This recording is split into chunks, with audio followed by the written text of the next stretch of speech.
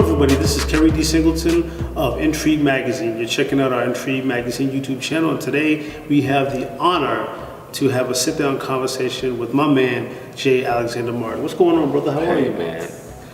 I'm glad to be here, man. I'm intrigued. I'm intrigued. I'm intrigued that I have your books and everything. Oh, I'm just trying to make it, man. I'm just trying to get in the magazine, man. Yeah, you're trying. You talk, yeah. You got to be modest about things. I mean, I've been in business almost 30 years now, so wow. Every day is a new day, and every day you know, especially with COVID and all that stuff going on, you got to be, think it's a blessing, man, to stay alive. That's true. And it's an honor to have an opportunity to sit down and talk with you, man. You're definitely an accomplished person, a person that a lot of entrepreneurs like myself look up to. Certainly, I can speak for the Entrigue Magazine staff. You're definitely the blueprint for success. So it's a pretty dope opportunity to be able to speak to a brother who basically defines success in the entertainment industry. First of all, I want to start with asking you, what was the inspiration behind FUBU, the clothing line that you're the co-founder of? Man, the inspiration was like, and when we first started, there was nothing for us. Right. I mean, it's just pretty simple. There's nothing for us, and we were wearing whatever was there that was presented in front of us. Correct. And we needed something that was for us. Definitely. By us. We have certain, intrinsic things that we do, or things that we like. Right. And no clothing line actually just, spoke to that. Correct. Or had that. We, like certain things, like we would put like little pockets, hideaway pockets, right. or we would put a little more, length or space, width, a little more space, because we like space. You know what I'm saying? We need a little space, and it worked, So I mean, and it really worked because we knew we were the customer, right? So we knew what we liked. Makes perfect sense. We grew up in this, and the hip hop culture and things like that, and again, almost 30 years now. We've been doing it. Wow. So I have to ask you a question. Growing up in Hollis, Queens, LL Cool J, Run DMC, and in the era, where hip hop, I would like to say, FUBU became prominent during the golden era of hip hop. So what was that like coming up in Hollis, adding to the flavor of black culture in Southeast Queens? I mean, every day was you were younger, but every day was almost like a party. Every day was like, our own Walk of Fame. Right. Because they used to say, it must be in the water that in Queens, because a lot of people were successful in all different types of genres of entertainment, music, fashion, sports, all came from Queens. Right. I mean, and at one time, even James Brown lived in Queens. I didn't know that. Yeah, it's crazy. So, it's a lot of riches. It's a lot of, educational value. Educators were there. Like it's just that. I think because, it's not that it was as rough as like let's say other projects per se. Right. They were all projects in Queens, but it wasn't as rough as that. But when you grow up in the house, you have the best of both worlds. True. You can see that there's more to life than just. I didn't think about that. That's a good point. And I think that was one of the reasons why you can see it, because at one time you could see, you can go to projects, or you can have a house. Right. So, like I said, it showed it. They always say, a person from Queens can go uptown and downtown. Right. True. To where some people, if you're from a certain place or whatever, you only see what you see and that's it. That's true. You almost think the world was flat. That's true. Until you go out and be like, wow, it is round? Oh, that's crazy. Right, that's facts. And I used to live in South Ozone Park, and one of the places that I used to love to go was to obviously the 165th Street Mall, the Coliseum. And you just see, I'm not being biased because you're sitting in front of me, but I've lived in 4 of the 5 boroughs. I lived in Staten Island, the Bronx, Brooklyn, and I've also lived in Queens. And I always felt like the energy on Jamaica Avenue is different because it's like a black eliteness. It's just that Right. Yeah, I can kind of understand what you're saying. I can feel that because, like I said, you know, southeastern Queens, you have beautiful neighborhoods, Hollis, St. Albans, you know, Laurelton, and you got the 40 projects. You know, so it's a lot of things in one. So I can see where you're coming from. Fashion Institute of Technology. Now that's a school that a lot of dope people in the entertainment in the fashion business have come from. Right. What was it like studying it, brother? Funny, I failed. You failed. The co-founder of FUBU failed in Fashion Institute of Technology? I failed a lot of the classes. And not because I didn't know it, it's because I knew it. Now I'm gonna say it again. Not because I didn't know it, it's because I knew it. Right. And K-N-O-W, K-N-E-W. Right. Why do I say that? Because at the same time, I'm doing FUBU. Oh, okay. And it's working. Right. So I would apply my answers to the test to what I was doing because it was working. Now I understand. This wasn't before FUBU, this was during. Right. Okay. So while it's happening, they're telling me I'm wrong, Right. but I know it's right. The dollars say different. But you know, you can read a book and be book smart, but that doesn't. It only takes you a certain Absolutely. way. Absolutely. And that's why. Okay. So I never got my degree. I've been trying to get an honorary degree for a minute. Oh, they owe you an Nah, honorary degree. you know, it's payola. I know. It's payola. I know. But they owe me one. They owe me one. That's funny because, like, well, I have to ask you then, what made you want to go to FIT? I literally, I was in the Navy. Okay. I was at Desert Storm. Right. all that, Salute, right? brother. And a lot of people don't know about me, which is weird, but it is what it is. And I went into the Navy asking them. I said, "Well, you have anything in fashion?" And the recruiter was like, Army fatigue? Not really, but you can go to school. Okay. Of course, you couldn't go to school there. You had to wait to get out anyway. But, Right. So I would always wanted to be in, let's say fashion, but anything in that kind of genre, Right. in that kind of space. I don't care if it was beauty. I don't care what. I just always had that want or that desire to be in it, and that's what it was.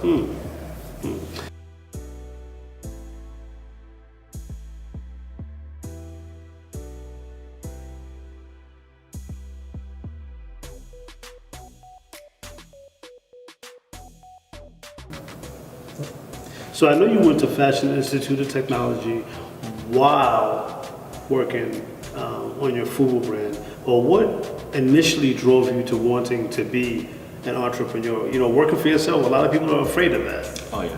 I know from experience. So what made you say, you know what, I got this? How do I even answer that question? You know, I worked at Macy's, and you know, when you work, or for me, I don't know about anybody else, but for me, when you work for someone else, and even in the Navy, they had a situation or a term that they use, you know, or a term that's hidden. You know, every right you have and right to take away, to be honest. Like, you're not your property. You're, you know, property of the U.S. government. Yeah. So even like a tattoo, it's like, yo, what are you doing? You defacing your body. I mean, if you already had it, it's different, whatever. But you know, you got to ask it. If you get married, you got to let them know, things like that. So, I didn't like that. Right. Like, and specifically as a black man. Yeah, you know, I'm coming from New York. I'm an independent guy. I want to do me, you know. So if I got to every 5 minutes, you know, answer and chain of command, they call it, you know, and it just wasn't really me. Did I really, at a childhood or my coming up, did I know that I was going to be an entrepreneur? I don't necessarily think so. I thought I was going to go work, you know, like I said, I was going to Macy's. I was working at Macy's to try to be a buyer prior to FUBU. That's what I wanted to do. I just liked it, like fashion. I heard it was a great job. I heard they, made some good money. Easy, a couple of $100,000. So I'm like, all right, that's what I'm gonna do. And my mother always had her own business, pretty much. Oh, wow. My father worked for a company, big company, and he started from a clerk, and he went to vice president of the company. Okay. Black man, working down on Wall Street. So, Nice. so I had the role models, of them to know that I could do something. Mm-hmm. It's just, what you gonna do? Right. And I'm adopted as well. So hooking up with Damon, which I've known for like since childhood. Damon was always one of the kind of guys who was like, look, I'm gonna just figure it out. Like I'm gonna make money somehow, hustle, do whatever I gotta do.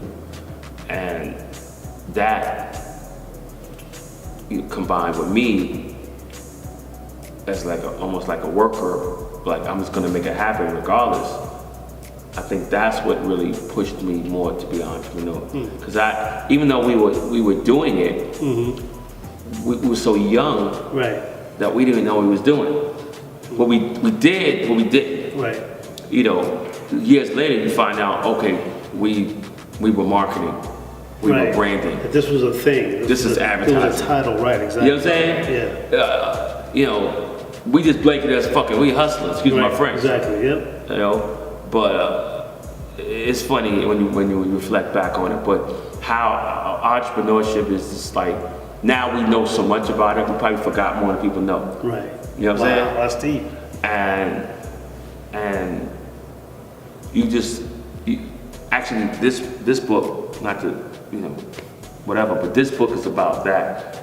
And when you think about it, you have to have a certain mindset to be an entrepreneur. Definitely. And I always had that mindset, I just didn't know it. Damon always had the mindset, period. He knew it. And he knew it. Right. Okay. I have a question for you. So I, being the lover of Black history and Black culture that I have, I've been to the Black on Wax Museum in Baltimore on North Avenue. You know where I'm going with this, right? And actually, the last trip that I made a couple of years back, the owner gave me a tour, a private tour, right?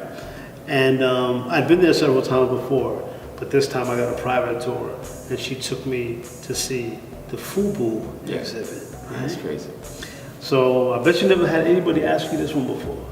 But what's it like being a Black man in wax? How did that feel when they created? I've been wanting to ask you this for a while. Because for those of you that don't know, the Black on Wax Museum in Baltimore, Maryland is an awesome museum dedicated to Black history, Black culture, Black future, everything. And there's a FUBU exhibit with this brother right here and the other founders of FUBU. And so, what was that entire experience like? When they asked you? Certain things in our career was surreal. I think the first thing was just hope I don't look crazy. Right.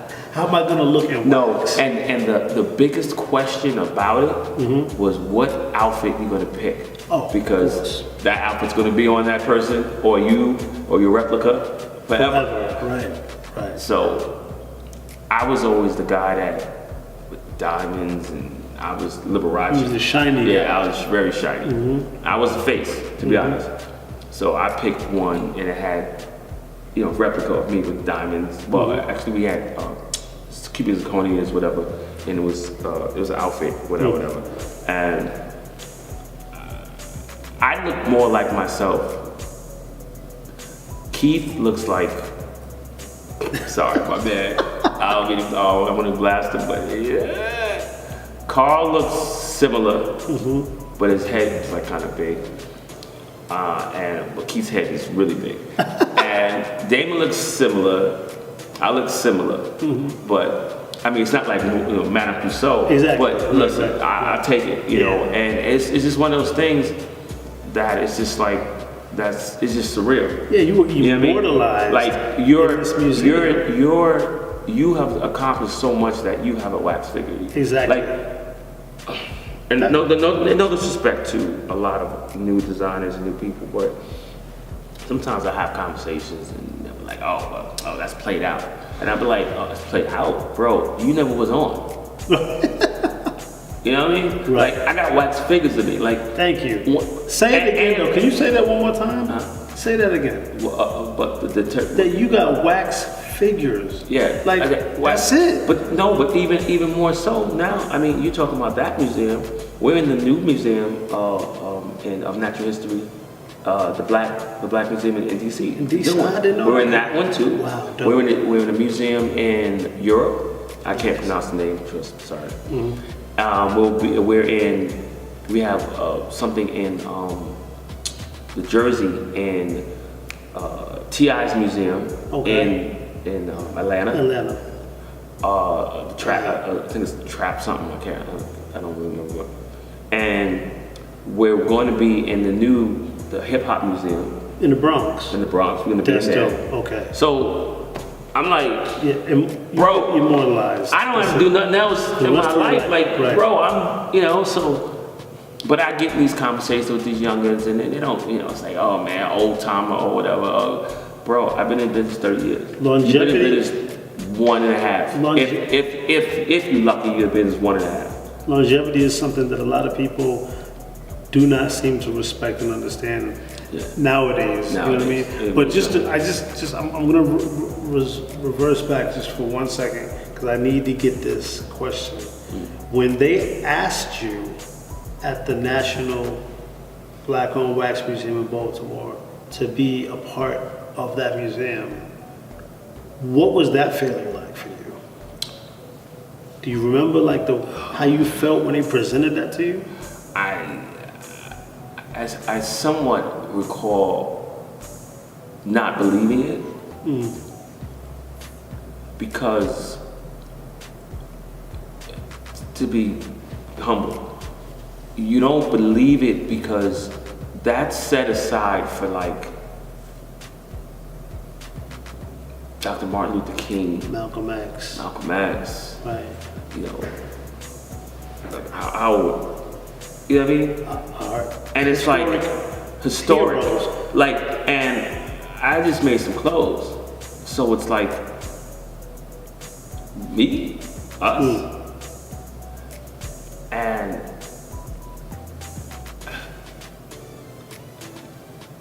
it's just one of those things like, how do I say this? It's when something like that happens, you could say, okay, I'm being humble. But then something like that happens, what do you say after that? Right. Like, what's below humble? Right. You know what I'm saying? Like, how can you, like, you could say, I love it, but what's beyond I love it? Right. You know what I'm saying? So, or vice versa. It's something you can't really put in words because your kids, I don't have any kids, but if I had a kid, Right. I would take them there Right. and they would say, oh wow, that's daddy. Right. Like, how do you put that, like, how do you verbalize that? How do you put that in words? How do you write that down, in a passage or write your feelings down? Like, And that's exactly why I had to You know ask what you I'm the question. Because I needed to know, I wanted Entrigue Magazine viewers to get that sense of accomplishment. Like, that's serious, brother. Like, everybody does not get that. And let me just be the one to say this. No, you deserve to be there. There's a reason why you're there. You deserve to be there. Because yes, Malcolm X, obviously, a very iconic figure in Black history, Martin Luther King and several others. But yes, you are a very vital part of our history. And to throw a point out too, like,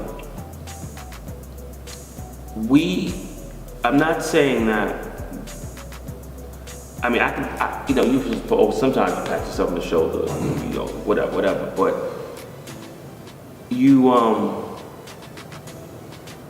you always got to look before you say, hey, you know, and when I deflected and I say, you know, Karkanon obviously was the forefather of all this.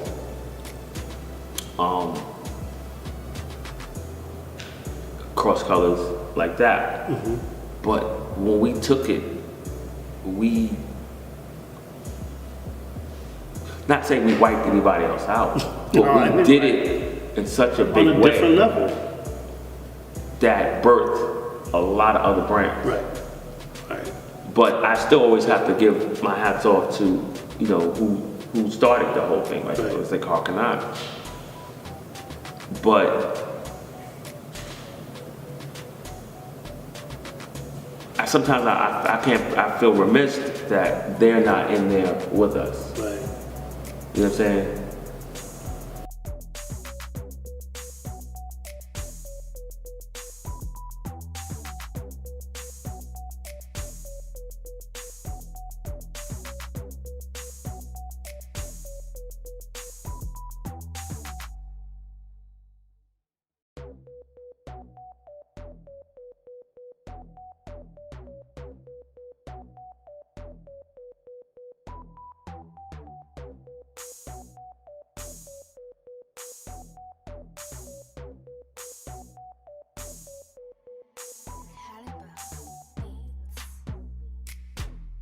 And I know why we're there, because we are it. Right. But Simply put, I'd love to see, because you know, if you go to fashion, because you go to fashion like exhibitions, you know, FIT or whatever, and they'll have, you know, all the super designers, you know, whatever. But they'll never really have a reflection of us. Right. So I wish that there were more of us there too, just as well, because we don't want to be the only ones. Right. You know, we don't want to take the mantle and be it, and just it. Like, we want to share it. You know, so that's just how, that's it, yeah. You know what I'm saying? You follow where I'm going? Yeah, I do. My next question was actually going to be, at what point did you feel like, you know, not speaking for the entire team, but speaking from a personal perspective, at what point did you feel like you made it? But wouldn't it have been that moment, or was there another moment? I'm different. Like, I think different. I never look like I made it, because to me, it limits you. Okay. It limits you by thinking you made it. I'm not, and I want to back into that a little bit more and explain it, because I don't like the word goal. Because it's a ceiling? Right. Okay. And it's tunnel vision. Right. So you only see one thing, and you can't see everything that's around you. And it leaves you open. Like it's like lane. You know, if you in one lane, if you in a goal, you stuck in one lane, and then there's a bunch of traffic. Gotcha. And then, you know, instead of me, I don't look at lane. I look at vision, so that I get off the traffic, and then I go and take some other route. And I take my own route, not the route that I've seen somebody else do. So I can never be wrong, because I'm doing it my way. Wow. It's weird. I don't have mentors. I have strategic partners. We could talk that way. Right. But I ain't a mentor. Get out of here. No. What about, is there ever a point, you know, reversing the question sort of, is there a point in your life, Jay, where you felt like you doubted yourself? You kind of feel like maybe this isn't gonna work? No, I'm not a doubter. Okay. I look at, and a doubter looks at something, a problem, and they call it a problem. I call it a solution. Solution, okay. I call everything that, let's say in layman's terms of how everybody else thinks, I think if it's not going right, if it's not going right, it's going right. So there's no like wrong. That's right, there's no wrong, because if you do something repetitively over and over and over again, you're learning how to do it. Correct. So you have to do all that to get to that point, right? We'll have a conversation, like you and I are having a conversation now. I may say something to you today, but you may say, wow, that was interesting, but never use it. Correct. Now, all of a sudden, one day pops up, you use it. Right. No wonder you wrote a damn book. You know, it's just my thinking. It works for me. I just say it like that. It works for me. It could work for you too. I mean, and you know, as I'm sitting here, I'm not even listening to what you're saying, bro. I'm absorbing what you're saying. There's a big difference. A lot of times I do interviews, I ask a question, I listen. I ask a question, I listen. But it's like I'm absorbing everything that you're saying. Let's talk about your books really quickly, in terms of absorption of knowledge, right? Because you may not have mentors, Jay, but simply, I mean, certainly you have mentored others. Right, either directly or through your book. So let's talk about your first book, Money Makes Me Crazy. And I'm sure you're not alone. So I took the liberty of buying your books so that I could get that autograph. But more importantly, so I can get some knowledge. All right. So let's talk first about Money Makes Me Crazy. What is the title of the book? What does that even mean? Okay, so this book, I'll tell you how it kind of happened. A friend of mine, I did a wealth conference. Okay. Billionaires Wealth Conference or something, and in Vegas, and the guy had a book, and he was like, "Oh, I need one to hook you up with this guy because, you know." And so I looked at the book and read it. It was like, oh, it was kind of about money. And I know in not all of us, but most of us, you know, we're not raised to understand money. Correct. At all. That's a fact. You know, and as soon as you get money, you want to show you have money. Right. That's innately in us. Yeah, it is. Nothing we could do about it. I don't know, you know, we wired that way. So he had a book, and I was like, my guy got me on the phone with the guy, actually his name is Ted McMillan. And he said, you guys need to hook up. And so you can tell your story and he can tell his story. Because he had a formula on how to deal with money. Right. Which was kind of good, brilliant, to be honest. Because you never thought about it that way. And I'm a thinker. So fast forward to the concept of the book. It's about your thinking brain.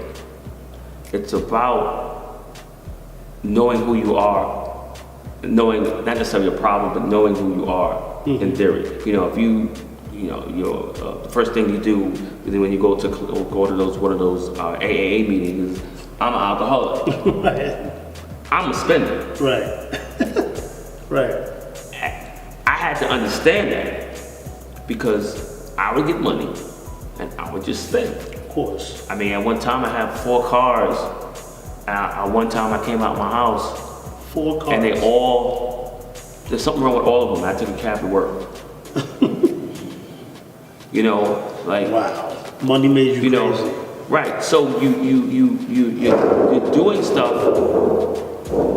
You're doing stuff. And sometimes, not necessarily doesn't make sense. I mean, you can make yourself happy, buy this, do this, but what you have to do it in moderation, or you have to know who you are, so that way you always will have money. Right. And because, again, money don't grow on trees. It doesn't. You know, and you can be good today, but then tomorrow hits, you're jacked up. Right. So I had to really understand it. So I did. It's actually 2 parts of one book. He put his principles in, which I thought that really made sense, and I wanted my people to know about it. And I put in my story and what I've done.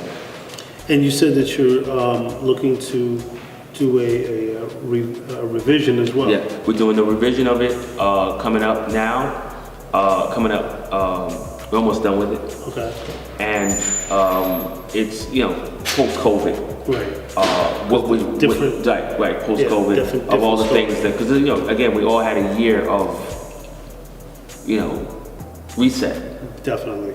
And some people didn't even finish the year. Correct.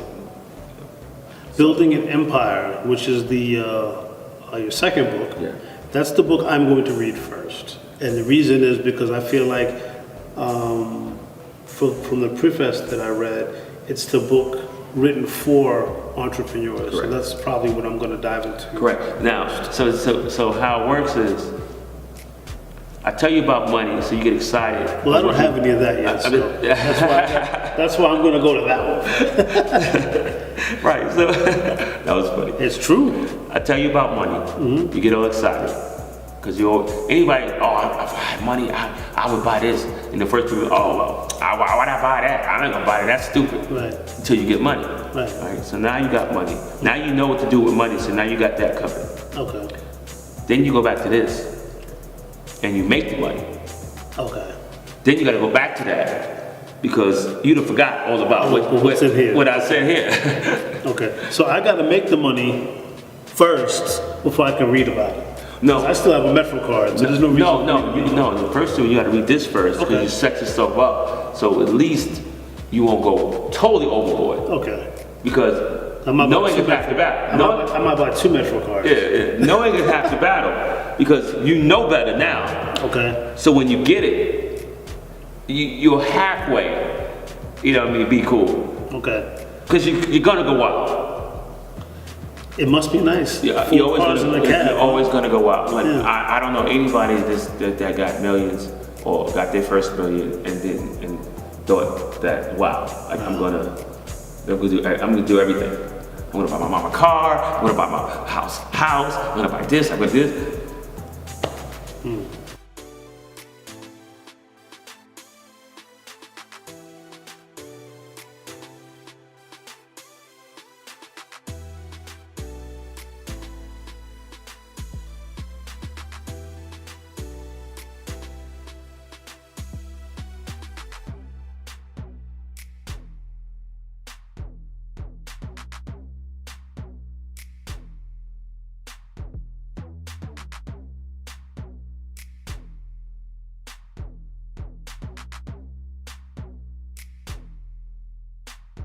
Well, right now I compare a cell phone bill, but that's about it. Well, what would you like to say? My second to last question is going to be speaking to black youth in particular, and I'm asking about black youth in particular because it seems that, well, for one, you were a black young person, and two, I feel like although we all go through our struggles regardless of our nationalities and backgrounds, I feel like black youth certainly need a direct a voice to give them some advice.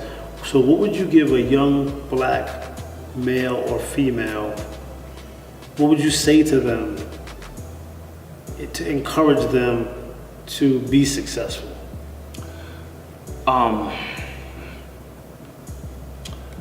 It's funny. I speak all over the place. Podcasts. I'm actually going forward. I'm going to start speaking to the troops. Nice. Because I'm, of course, I'm a veteran. But I'm not one to articulate. I'm not good at articulating those you can do it speeches. To be honest. Why? Because you have to be the one to do it for yourself. Right. If you tell me you want to start a business, what's my advice, what I should do, whatever, then you don't need to start a business. Because an entrepreneur is the type of person that figures that, excuse my French, shit out. If you need me to answer that question, you're looking at the shiny object, but you don't know how that shit got shiny. Shiny, right.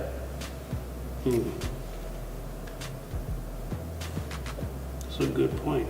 So my last question is Drops going to be, I don't know if there's a need for a last question, but my last question is to those that subscribe to our YouTube channel, our Entrigue Magazine YouTube channel viewers, and those who read the magazine. What general advice would you give them? What words of closeout words would you like to give them? I would say something like this.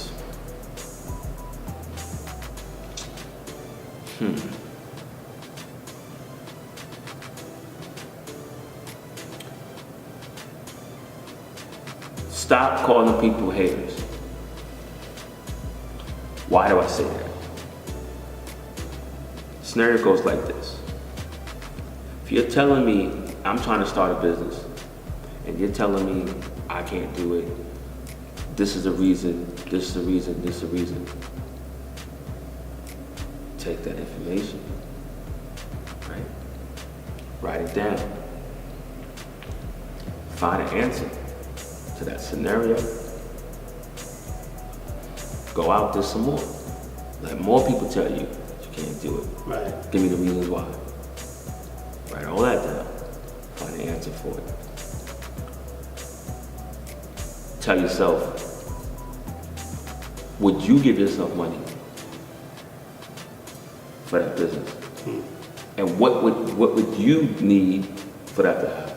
Right. Write it down. Do some research all over. Write it down.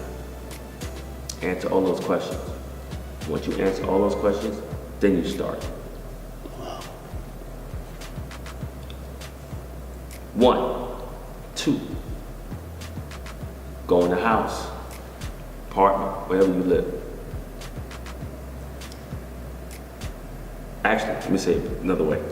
Go outside, get a rock, go in your house, turn up your phone, TV, all that. Sit in the room, put that rock on the table or the floor, and entertain yourself with that rock.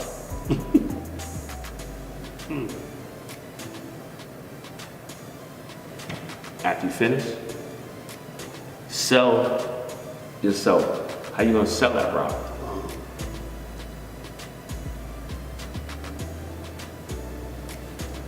Three, if you're talking about fashion, go to the store. Walk up to the store, look at the signs, look what's in the window, walk inside, walk around the store, go to look at a display, study the display, look at the clothes, look at the tags, look at how it's displayed, look at all that. Take it, go to the counter, watch everything he's doing, or he or she is doing. Take the item, put it in the bag, look at the bag, walk out the store, take it back after, right? Take it back, and then write it all down. Every little process, every little thing you did. Then ask yourself why all those things happen. What are the reasons? What is everything that happened? That whole experience. Then do it again on the internet. Okay. Because the thing about what people are not doing today is all they're doing is they have the answers to the test, but they don't know how to do the formula. Got you. You're not smart if you just go, oh, summarize, oh, I got it. No, there's a whole bunch of other stuff going on here. What are the steps? Steps. Can't skip steps. Right. I always say you can't cheat work that knows who's working. And that's the problem. Stop trying to skip steps. Stop trying to have it instant. Because when you get to a scenario, you won't be able to do it, and the internet won't be there for you. Right. Google ain't always your friend. Wow. It's a fascinating brother, man. I'm glad I bought both of your books because now I'm assuming a lot of the topics we had during this conversation I'll find right in each book. Oh, yeah. Oh, yeah. So let everybody know how they can get in touch with you. It's better off just going to my website,jalexandermartin.com. Put the letter J, alexandermartin.com. Okay. And all my social medias there, A Fashion Mind, Instagram. Because that's funny too. A lot of people, I've been on Clubhouse and things like that. And you sit there and you talk to people and they're like, oh, well, go to my IG, go to my IG. And I'm like, bro, you have a line? Like, why am I going to IG? No. Can I go to your website? Right. Like, I don't care about it. Like, why would you got want it to backwards. See pictures of them. Like, you got it backwards.